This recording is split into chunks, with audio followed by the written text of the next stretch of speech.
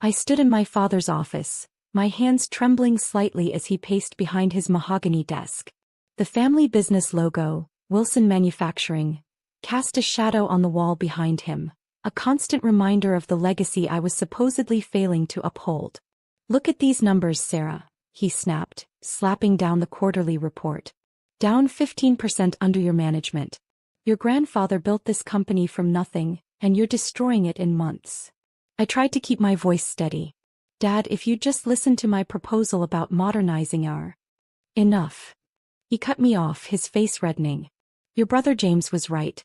You're too weak, too soft for this business. All these new ideas, digital transformations, that's not how we do things here." My mother sat quietly in the corner, her perfectly manicured nails tapping against her designer handbag. She wouldn't meet my eyes, she never did when Dad was in one of his moods. "But the market is changing," I argued. "If we don't adapt." I said enough. Dad slammed his hand on the desk. "You've had your chance. 6 months as regional director, and all you've done is push for changes we don't need. James will take over your position effective immediately." I felt like I'd been punched in the gut. James, my younger brother who spent more time playing golf than working, who'd never even bothered to learn our inventory system. That James. "You can't be serious," I whispered. Mom finally spoke up, her voice soft but firm. "Your father knows best, Sarah. Maybe this is a sign you should explore other opportunities."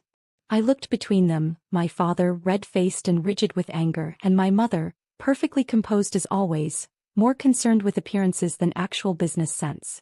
28 years old with an MBA from Harvard and 5 years of experience at top consulting firms, and they still saw me as the little girl who wasn't tough enough to follow in my grandfather's footsteps. "Fine," I said, my voice ice cold. "I quit." Dad scoffed. "You can't quit. You're fired." I took off my company ID and placed it carefully on his desk. "You'll regret this," I said quietly. "Are you threatening me?"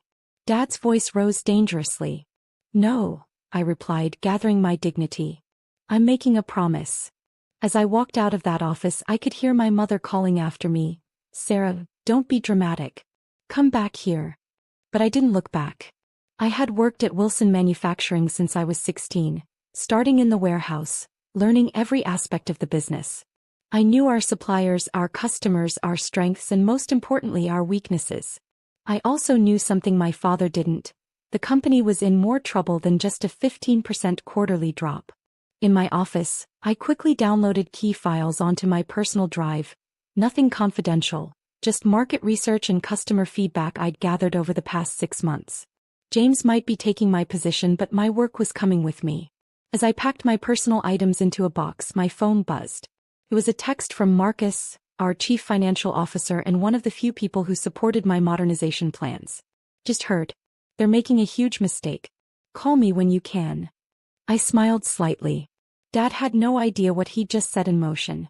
His outdated management style and resistance to change weren't just costing us market share, they were driving away our best talent. Marcus wasn't the only one who saw it. Walking through the warehouse for the last time, I stopped to say goodbye to the workers I'd gotten to know over the years. Many looked shocked, some angry on my behalf. "Don't worry about me," I told them. "Sometimes the best thing that can happen is getting pushed out of your comfort zone." Outside, I placed my box in my car and took one last look at the building. Wilson Manufacturing had been my whole life, my inheritance, my future. Now it was just another company making the fatal mistake of clinging to the past. I pulled out my phone and dialed a number I'd been saving for a special occasion. "Hello, Michael. It's Sarah Wilson. Remember that investment opportunity we discussed? I'm ready to talk details." The next 6 months would change everything. Dad thought he was protecting his precious company from my progressive ideas.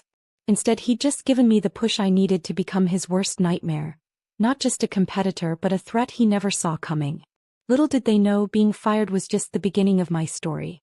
The real shock would come when they discovered exactly what I was capable of doing on my own. 6 months later, I sat in my sleek downtown office, reviewing the final documents. The view of the city skyline was a far cry from my old workspace at Wilson Manufacturing, but that wasn't the only thing that had changed. "The numbers look good," Michael said, sliding another contract across my desk. Your father has no idea how bad things have gotten at Wilson. Their major clients are jumping ship and James. He chuckled. Well, let's just say golf skills don't translate to business acumen. I smiled, remembering how quickly everything had fallen into place after that fateful day.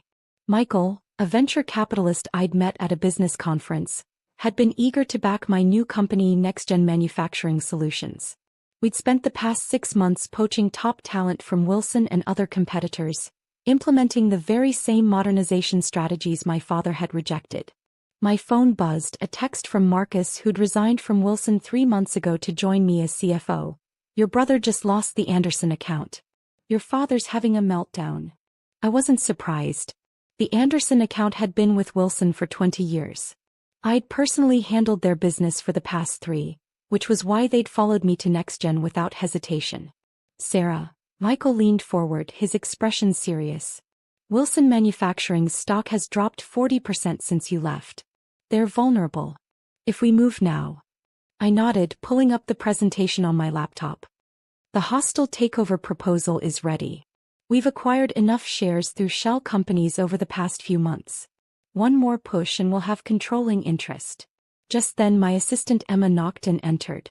Ms. Wilson, your mother's been calling the office. She says it's urgent. Of course it was. Mom always thought everything was urgent. I hadn't spoken to my parents since that day, though I'd heard plenty through the grapevine. Dad's temper had gotten worse as the company struggled. James was in over his head and their best employees were leaving in droves. Tell her I'm in a meeting, I replied. Actually, tell her I'll see them all very soon. Emma nodded, trying to hide her smile. Everyone in the office knew what was coming. The next week passed in a blur of meetings and legal documents. Finally, everything was in place. Wilson Manufacturing was calling an emergency shareholders meeting to address the company's declining performance. As the new majority shareholder, though they didn't know it yet, I had a front-row seat to what would become the most dramatic family reunion in corporate history. The morning of the meeting, I stood in front of my full-length mirror, adjusting my designer suit. Gone was the timid daughter trying to please her father. In her place stood a CEO who'd built a successful company from scratch in 6 months. Ready? Marcus asked, waiting by my office door. I grabbed my briefcase containing the takeover documents. Time to show them exactly how weak I am. We arrived at Wilson Manufacturing early. Through the glass doors I could see the shareholders gathering in the main conference room. Dad sat at the head of the table, trying to maintain his usual authoritative presence but looking notably strained. Mom sat beside him, perfectly coiffed as always but with worry lines around her eyes. James was there too, fumbling with his presentation notes. Your brother looks like he's about to be sick, Marcus whispered. Wait until he sees what's coming, I replied. At exactly 9 a.m. the meeting was called to order. I stood in the hallway, listening as Dad tried to explain away the company's failures, blaming market conditions, foreign competition, everything except his own poor leadership. Then came the moment I'd been waiting for. The chairman announced, and now we must address the elephant in the room. A significant portion of company shares has been acquired by a new entity over the past 6 months. The new majority shareholder is here today to discuss the future of Wilson Manufacturing. I heard my mother's sharp intake of breath, my father's angry demand to know who dared to try and take his company. James was stuttering something about legal actions. Taking a deep breath, I pushed open the conference room doors and walked in. The room fell silent. Mom's coffee cup slipped from her fingers, spilling across the polished table. Dad's face went from red to white in seconds. James looked like he might actually faint. I walked to the front of the room, placed my briefcase on the table and smiled. Shall we begin? This is impossible, Dad sputtered, half rising from his chair. You can't. You don't have the resources to. Actually, I said, opening my briefcase and distributing documents to the board members. I do. Next-Gen Manufacturing Solutions, my company, now owns 51% of Wilson Manufacturing shares. And this, I held up another document, is our proposal for complete acquisition. Mom was dabbing at the spilled coffee with trembling hands, her perfect composure finally cracking. Sarah, darling, surely we can discuss this as a family. Family. I laughed, but there was no humor in it. We stopped being a family the day you sat silently while Dad threw me out of my own inheritance. When you chose James, who couldn't tell a balance sheet from a birthday card, to run this company instead of me. James stood up, his face red. Now wait just a minute. Quarterly profits down 60%. I cut him off, clicking through my presentation. 8 major clients lost. 32 key employees resigned. And, I paused for effect, 3 pending lawsuits from customers due to quality control issues. Did I miss anything, James? Or were you too busy working on your golf swing to notice the company was sinking? The board members were whispering among themselves, reviewing the documents I'd provided. I could see the realization dawning on their faces. Wilson Manufacturing was no longer the powerhouse it had been. This is outrageous. Dad slammed his fist on the table. I built this company. No, I interrupted, my voice sharp. Grandfather built this company. You inherited it just like you planned to hand it to James. The difference is I earned my place here. I clicked to the next slide, showing NextGen's impressive growth charts. While you were clinging to outdated methods, I built a modern, efficient company. We've doubled our market share in 6 months. Our digital infrastructure cuts costs by 40%. And those clients you lost. I smiled. They're all with us now. The board members were nodding. They could see the numbers didn't lie. You can't do this to your own father, Mom pleaded. Watch me, I replied. I'm offering a fair price for the remaining shares, well above market value. The alternative is watching Wilson Manufacturing become completely obsolete within a year. Dad slumped in his chair, suddenly looking old.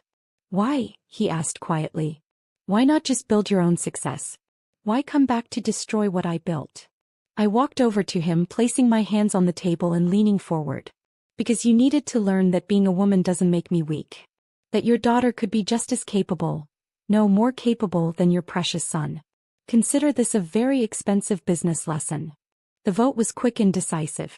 The board approved the acquisition almost unanimously.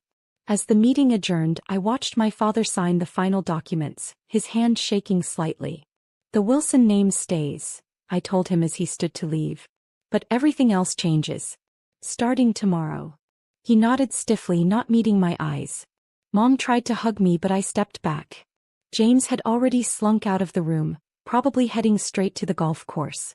Later that evening, I stood in what had been my father's office, my office now. The sun was setting over the city, casting long shadows across the floor. Marcus knocked and entered, carrying 2 glasses of champagne. Congratulations, so, he said, handing me a glass. I took it, looking around the office.